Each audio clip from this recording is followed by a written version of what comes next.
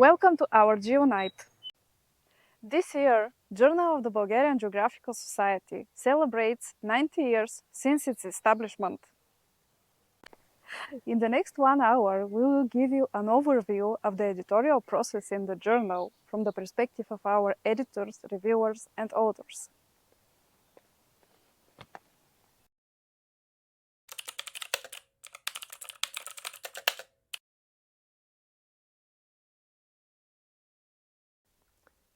Hello, I am Stoyan Netkov. I am Deputy Editor-in-Chief of the Journal of the Bulgarian Geographical Society, and I have a long experience in academic publishing in several journals, books, and so on.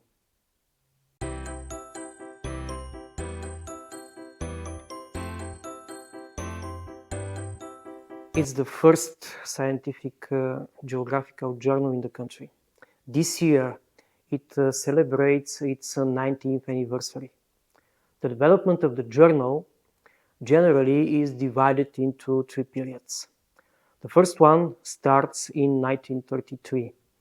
Most of the publications during this period are of very high quality and original research contributions. In certain cases, these publications are pioneering in some areas of the geographical science in the country. There are also several highly rated papers from foreign, mainly German authors. The end of the first period is marked by the political changes in 1944, which followed a gap of about 10 years. The second period was the most productive period, but also one that was highly affected by the political changes in the country. After this period, there is another gap, and the third rebirth of the journal led to the establishment of its contemporary vision of a high-quality international journal. During its long history, the journal served as a platform for scientific discussion that marked the development and the perspective of Bulgarian geography and its place in the international scientific community.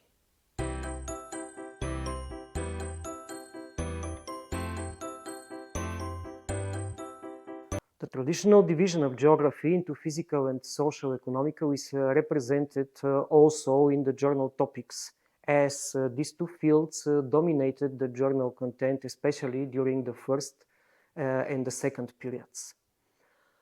The journal traditionally covers all aspects of the main physical geography fields, such as geomorphology, climatology, hydrology, pedology. The aim now is to extend this topic towards special aspects of climate change, coastal and marine studies.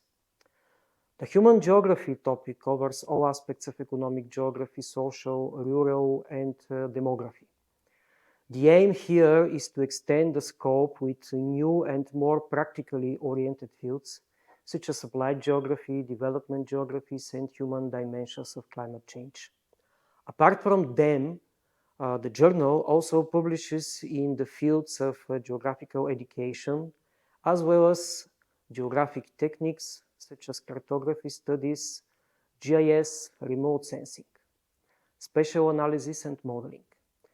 The new vision for the journal's development focuses on attracting more works in the field of spatial analysis and modeling, big data, and spatial statistics. The last but not least are the interdisciplinary studies, which have been traditionally covered by the journal through the fields of regional studies, tourism, environmental protection, and nature conservation, and more recently by landscape ecology, natural and technological hazards. The share of papers on these topics gradually increased during the recent years, and one of the main reasons is the increasing interest on the field of the biodiversity and the concept of ecosystem services. In 2021, a whole issue of the journal was focused on ecosystem services.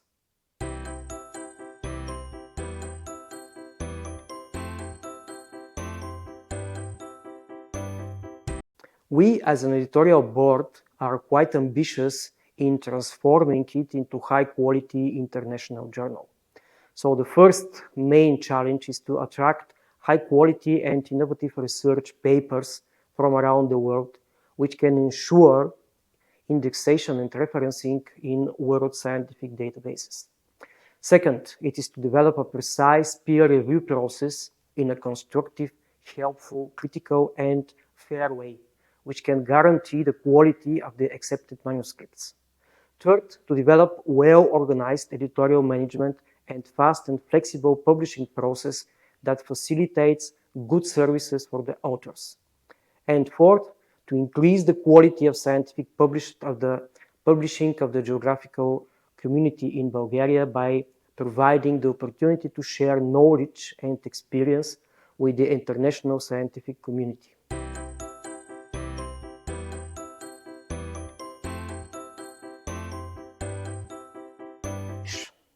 Following the main principles of the international scientific publishing, the journal has clearly defined types of publications.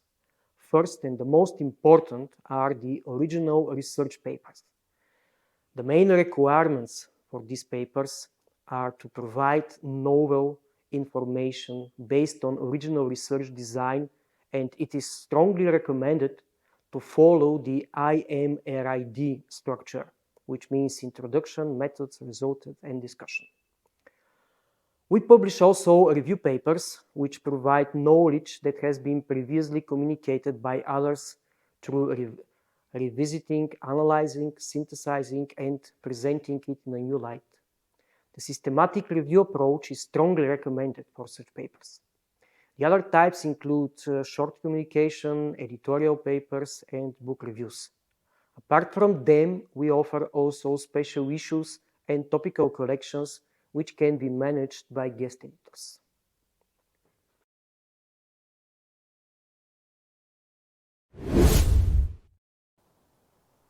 Quality publishing requires high professionals with a vision to move forward. In our journal, we have various number of subject editors and reviewers who spend their time in reviewing the manuscripts in the best way they can. Let's see what they will share from their work.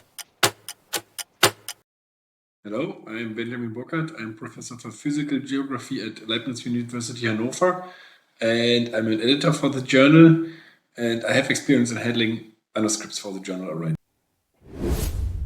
Hello, I'm Mariana Nikolova. I'm subject editor in the journal Bulgarian Geographical Society and also professor in physical geography at the National Institute of Geophysics, Geodesy and Geography at Bulgarian Academy of Science. My name is Chad Stadden. I'm Professor of Resource Economics and Policy at the University of the West of England. I'm a water scholar specializing in access to safe and sustainable water resources in many different countries around the world, and I've published over 100 scientific peer-reviewed articles. I review for most major journals and also most major national funders.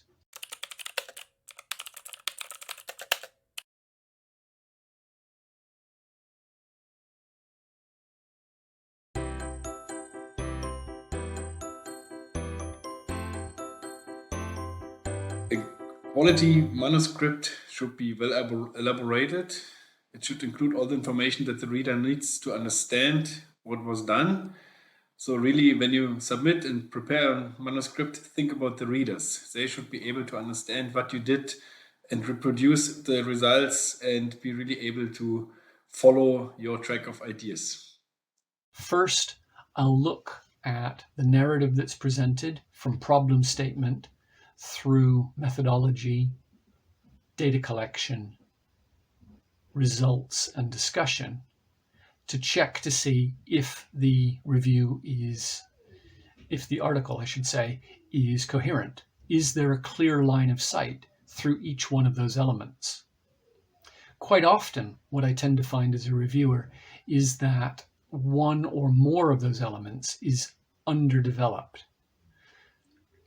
Often this is the methodology.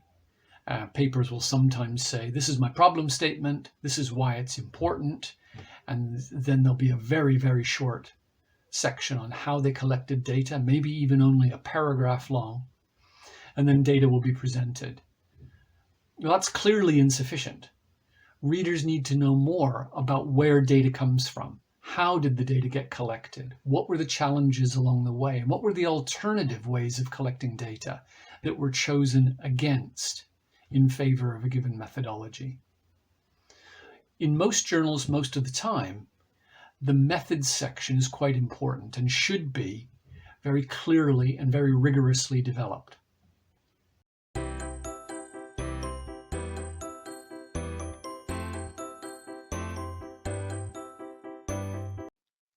When I'm handling manuscript, one key issue is that some manuscripts are not really ready. They were just submitted in a certain stage, and maybe the author thought that, yeah, let the reviewers fix it and then I can finalize with the first revision, but I don't think this is a good idea.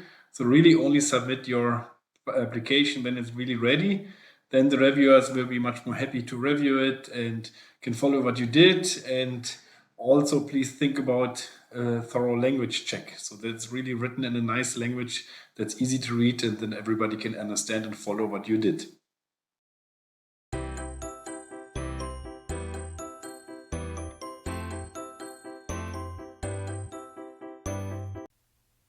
It could be found in any part of manuscripts, but most often, from my experience, it is in the part of a discussion.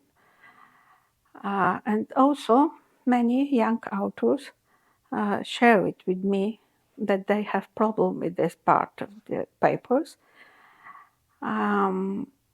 which is strange because it is actually the easiest part. Shortcomings in manuscripts is that maybe some authors really don't have the readers in mind, what they need to know to understand what you did, to follow the kind of ideas that you have. And this is something that I see all and all again, that people are very enthusiastic about their research, but they don't aware who is the audience of this, who is interested in this, and what can I get out of this as a reader. Because we expect to find there your comments, the author's comments about what is the input of their work, what they did more from the known up to now on a current problem. And also, it is a good opportunity to underline the mismatch and some imperfection of their work due to objective reasons like shortage of appropriate data or other experiments which they have no chance to conduct at this moment. And actually the readers expect this information to get one better notion about what are the achievements of this paper.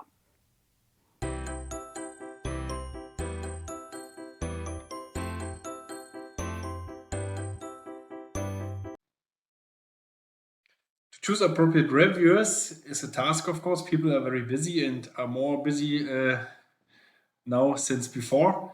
So my concept is to try to find one reviewer that's really into the task, knows the problems, knows the topic, and can really help to improve the paper, so that it's not like a criticism, but a scientific debate to improve the paper and really make it a better one in the end. Usually it is very easy to choose appropriate reviewers. And it's also nice to involve PhD students to do reviews, so that you know how this works also from the other sides of the publication process. So this is also a concept. And of course, it's no use to invite the really busy people because they don't reply. So it's a good idea to find people who have the capacity and also still the time, of course, to do proper reviews.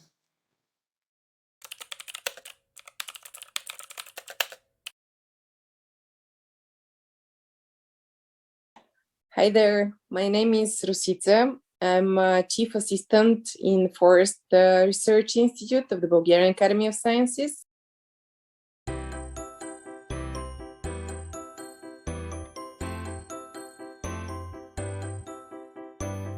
I think peer reviewing is an act of serving the academic community.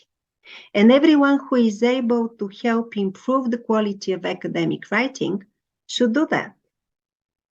The process is beneficial to both parties involved. On the one hand, the authors receive helpful suggestions on how to improve their work. On the other hand, reviewers also learn during the process, at least by knowing which mistakes to avoid in their own research. Speaking for myself, I can say that I like to peer review because it gives me an opportunity to see new and rising currents of research activity from scholars around the world before they're formally published. And that's quite exciting. It's also exciting to be able to have an opportunity to help sharpen and refine those new currents in research before they're formally published. Well, it's it's nice to read and to follow, to be updated about the research of your colleagues and others who work in the same field. So Fact. The process of peer review is essential because it improves the quality and provides credibility. It remains a fundamental part of scientific publishing to this day, and this is why I want to be a part of it. Hi, my name is Nina Kaiser. I'm a researcher at the University of Applied Science Trier and a doctoral candidate at the University of Duisburg-Essen. My motivation to review papers is driven by the desire to contribute to the scientific community by ensuring the quality and the rigor of scientific research. I believe that peer review is an essential part of the scientific process, and by performing this task, I can help to maintain the integrity of the scientific literature, including the Journal of the Bulgarian Geographical Society. Having said that, like many, I get up to a half dozen peer review requests each week, and I can't possibly satisfy them all. So how do I choose? Well, first, I have a rule whereby if I submit 2 articles in a given year, I know those 2 articles are likely to require the services of at least 6 peer reviewers, 3 reviewers per journal article. And so at a minimum, I'll try and deliver 6 peer reviews myself. You could call that a kind of a reciprocity principle. So the first thing is that it's really interesting to see how things in your field develop. So how others treat the same topic, for example, like you, and what are upcoming aspects concerning your field of research.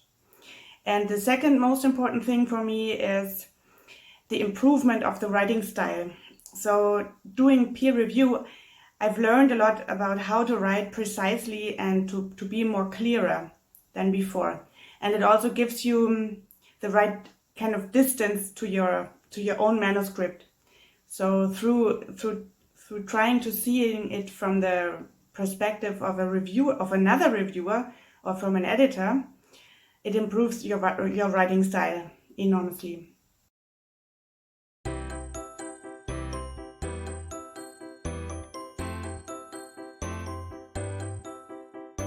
The peer review process is time-consuming, and we all are well aware of that fact. If the reviewer is lucky enough, the proposal won't have much to be commented on. But if you draw the short straw, you may have to spend several days working on it. Normally, I review 1 paper per month.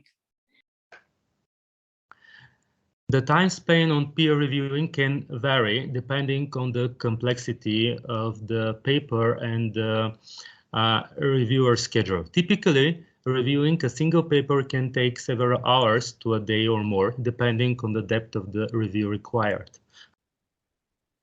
Peer reviewing is really time-consuming. If I have to speak about myself, it takes at least 1 day, quite often 2 or 3 days, and sometimes even more for a single paper. That's why I usually accept writing not more than 5 reviews a year. Otherwise, I would not have enough time for doing my own research.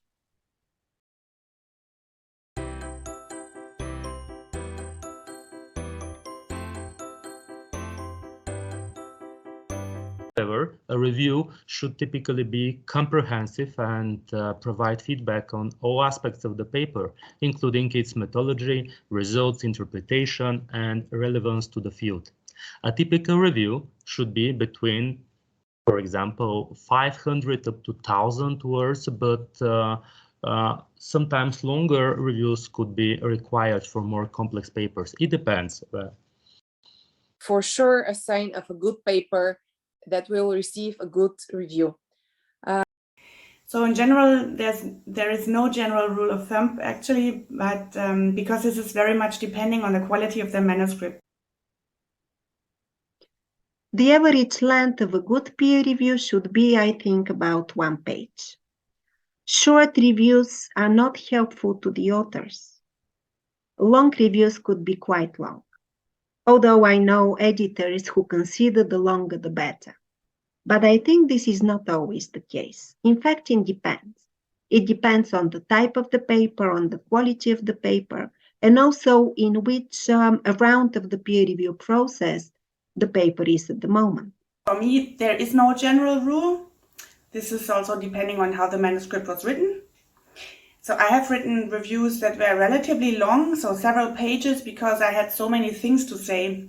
For example, if there was no red thread in the storyline, or if the manuscript was not embedded in the current literature, or if the conclusions were not supported by the results. So if there were difficulties to understand why the authors came to their conclusions. And this is a very, very important point.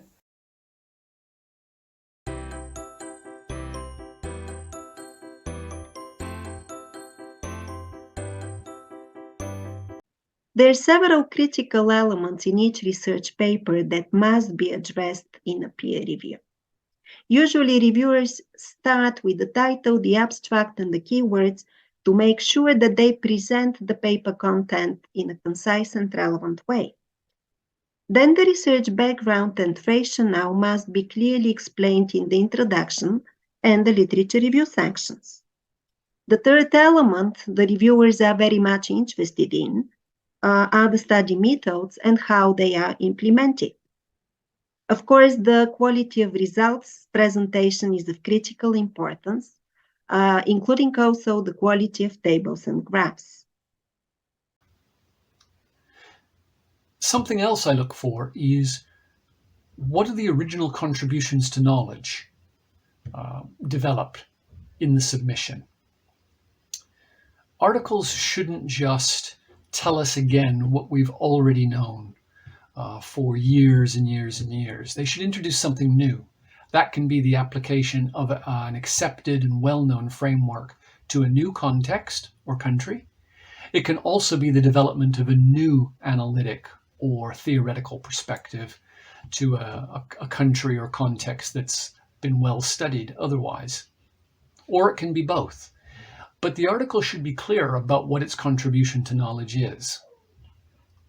When a paper is interesting, you read it very quickly. And when a paper is written in a comprehensive way, the review process is really easy. Another critical element in a research paper is the discussion section that usually goes together with the conclusions. Reviewers are always positively impressed when they can see the study results put in a wider context and related to academic literature. It is also necessary that the authors clearly state the study contributions and implications.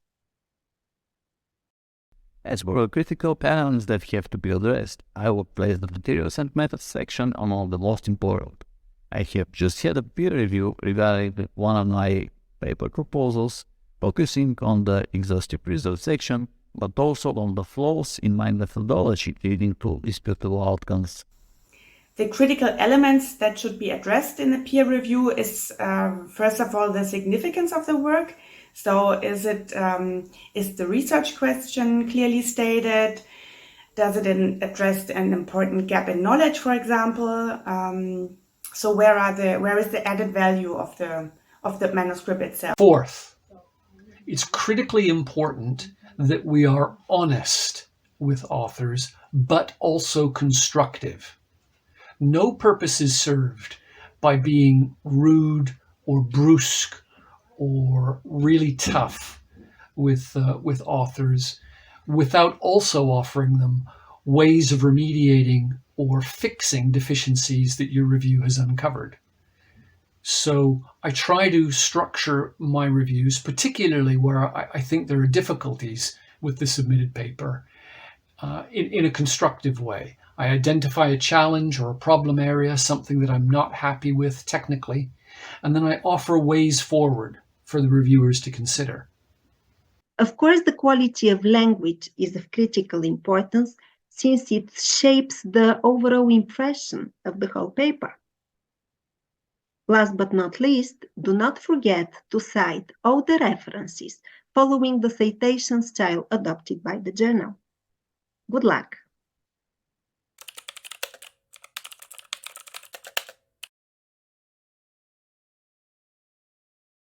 My name is Kian. I'm a first-year PhD candidate at Gustav University and Vietnamese German University. I'm also a member of YES, Young Ecosystem Service Specialist. It's a global network for early career researchers who work related with ecosystem assessment. And currently we have more than 900 members around the world. Most of us are master and PhD students and postdoctoral researchers and practitioners. The network focuses on job and training opportunities, and at the same time we work very close with global young biodiversity network. My first paper is the result from my master's study that publishes in La New Policies. It's about economic valuation of ecosystem service using remote sensing and other auxiliary data. And I think the whole process from being submitted to being accepted took me approximately 15 months.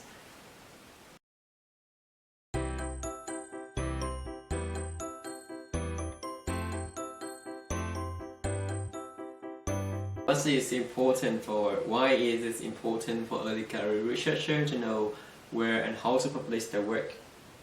There's many ways to answer this question.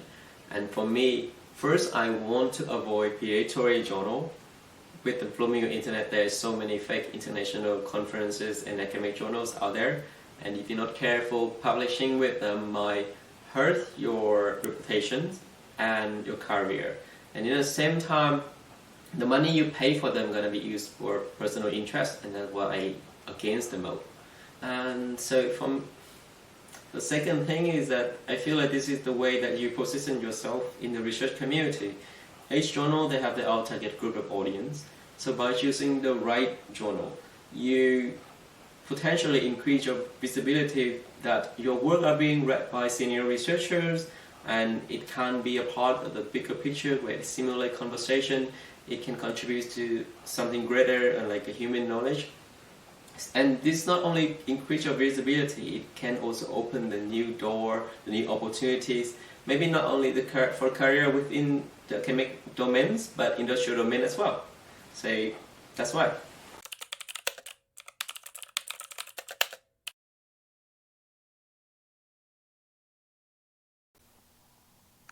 Hello, I'm Vanya Stoicheva, a PhD student at the National Institute of Geophysics, Geodesy and Geography at the Bulgarian Academy of Sciences. Last month, I published my first scientific paper with Davide Geneletti from University of Trento. I will present the main result from this paper.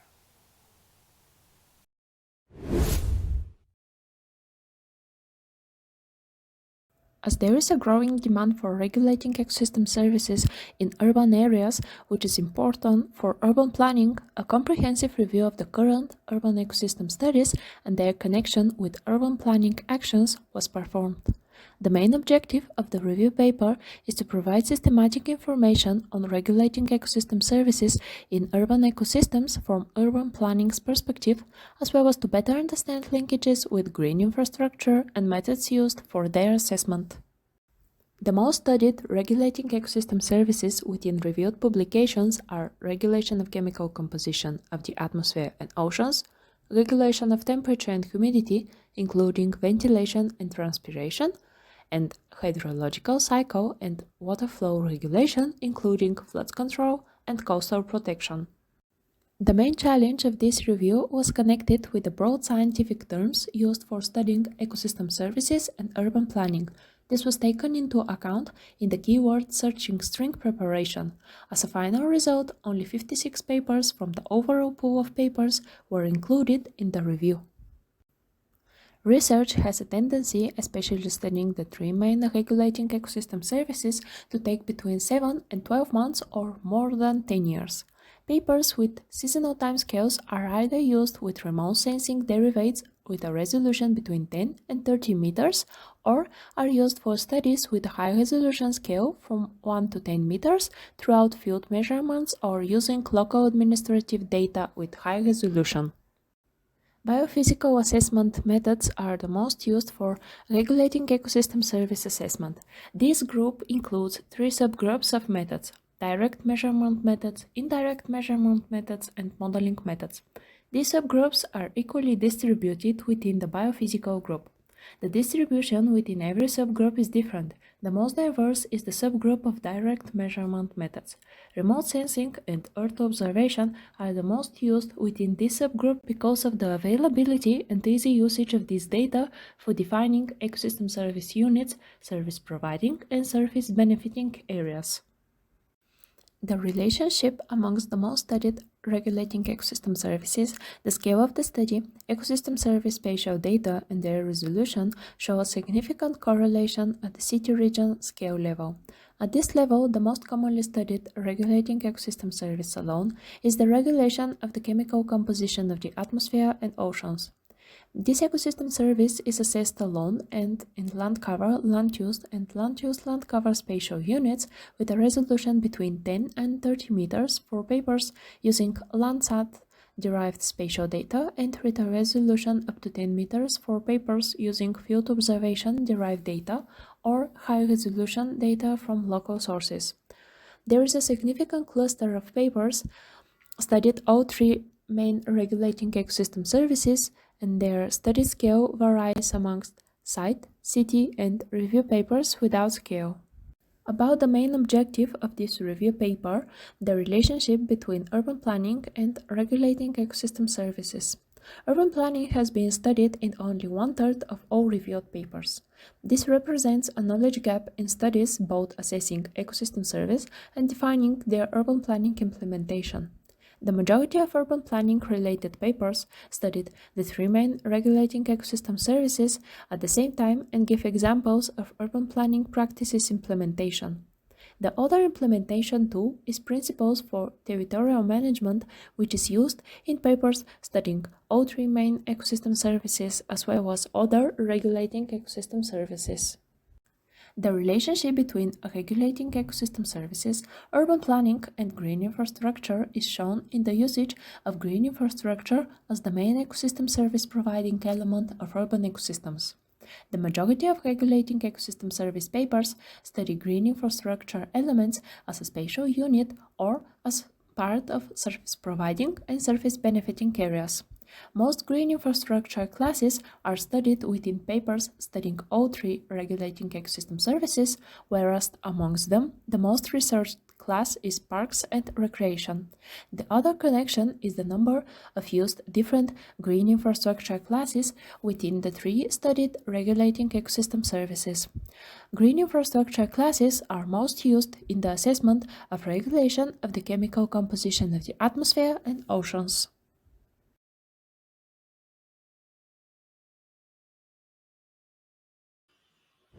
Hello, my name is Evgenia Serafova, and I am part of the Geospatial Systems and Technologies Department of Faculty of Geology and Geography, Sofia University, St. Clement Ohridski. I'm going to present in front of you now my research that was published in the Bulgarian Geographical Society's journal that was published in 2021 and was conducted from 2020, the year of the pandemic, and the year after that. The study area of the research is the Sofia city region that includes the capital of Bulgaria, Sofia, and also parts of its surroundings.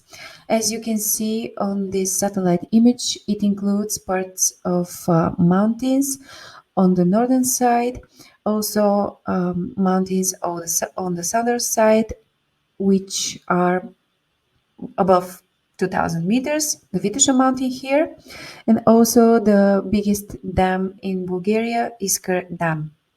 And the capital of Bulgaria, Sofia, is located here. The total population that is living in this area is more than 1 million people in data from 2011. This was the latest at this moment of making this research census data.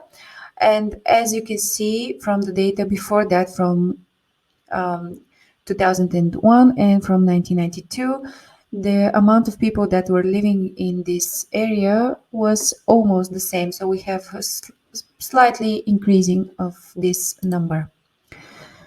According to the census data, the population of the capital increased in the period after 2001, but the total share of the urban population, as you can see from the charts here, increased from 71% in 1934 to more than 95% in 2011.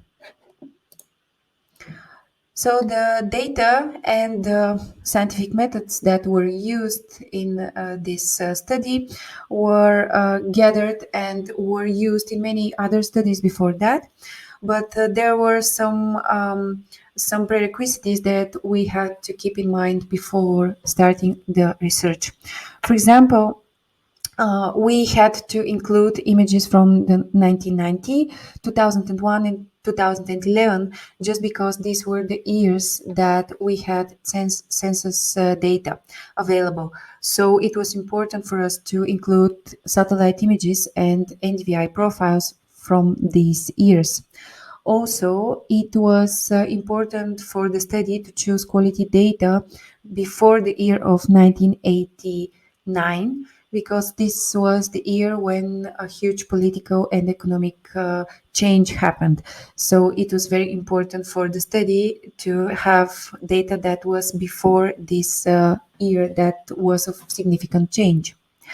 Also, despite the presence of clouds in very small part of the studied territory, we decided to use satellite image from 2011 that was with small amount of clouds, but it was really important for the study to have satellite image and NDVI data for this exact year.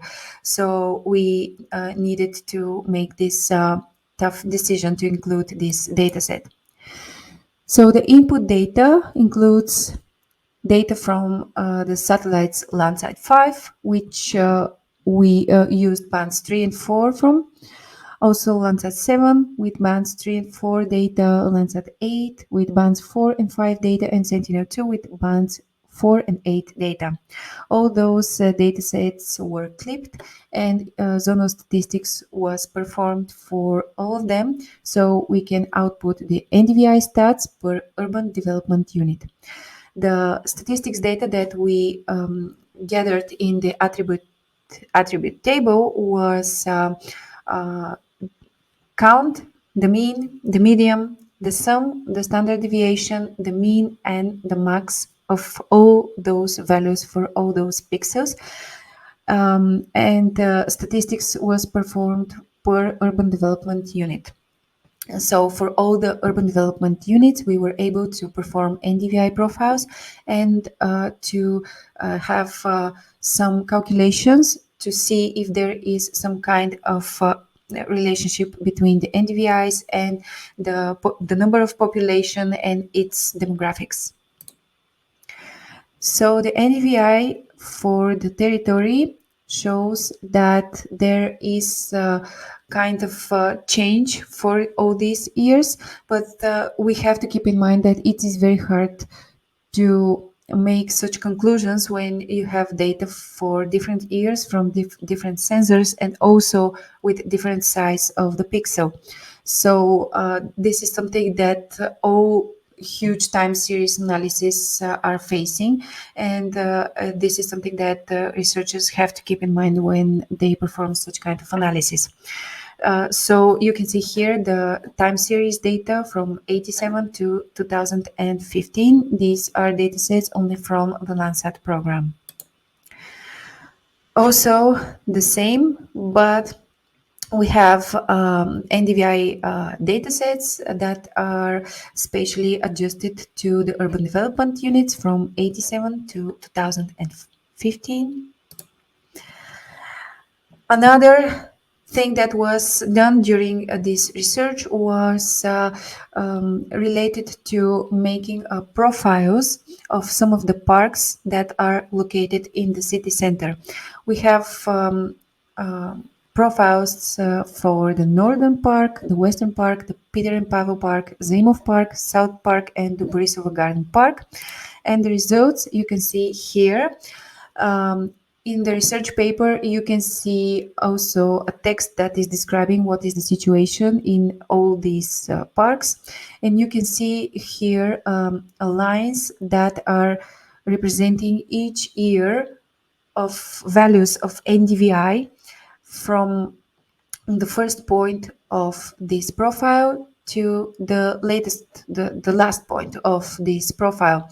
So you can see, for example, here where we have a park, the starting point is in the western part of the park. We have two streets. The first one is here and the second one is here, and you can see these values that are dropping here. Also, we have dropping values here at the end, because this is the Tsarigradsko Shosey, the huge boulevard that is crossing the city. So we have a low level of NDVI, which is of course normal. And you can see the time series located here in those profiles from 1987 with the darkest color to 2015 with the lightest color. We have the same data with profile for the South Park. This is the first one, the second one, and the third line. So you can see a difference. If you see here, we have nothing surprising, but here we see a significant difference between the different years, and it is possible for us to discuss this, why this happens. And maybe the resulting lines are so different just because we have a significant amount of new buildings that were built here in the years after, let's say, 2000. So it is very interesting to see these varying lines here in this part of the city. Another set of lines for the Western Park. You can see here another set of lines that are very diversified. Again, this is related mainly because of new buildings or another anthropogenic factors that are related to the situation of this park. And the Zaimov Park, where we have lines that are close together, and this is the situation here with the park. It's very normal. We don't have any new buildings or anthropogenic difference for all those decades. Also for this small park here, and also for this small park here. So the NDVI per capita for the data for the population in 2011 shows that there were places, there were urban development units that have more NDVI or green mass per capita than others. And the ones that have a smaller amount of NDVI per capita are the ones located in the exact city center, where we have huge buildings, we have a really small amount of green spaces, or just separate trees that are located on the pavement just around these huge buildings. The data for the NDVI from the Sentinel-2 dataset is shown here. The median is shown here, and the per capita data is shown here. So you can see again that we have some places in the city center that don't have much NDVI or green per capita. Also, we have a huge amount of green or NDVI per capita in parts of the skirts of the city that are located near the Vitusha mountain, which is located just here. These are datasets that were derived from Sentinel-2 of the Copernicus program. So in terms of the final result, we can see that there is a significant difference between all those years that the study was using data from. And we have to keep in mind that it is very important for the researchers to understand that it is hard to make comparisons when we have data from all those kinds of different years and different decades. So the per capita data set is important when we are talking about the quality of life and how different neighborhoods and how different parts of the city are responding to the increasing need and increasing need of people who are living in those neighborhoods to have more green around them and to have a better quality of life. Thank you very much.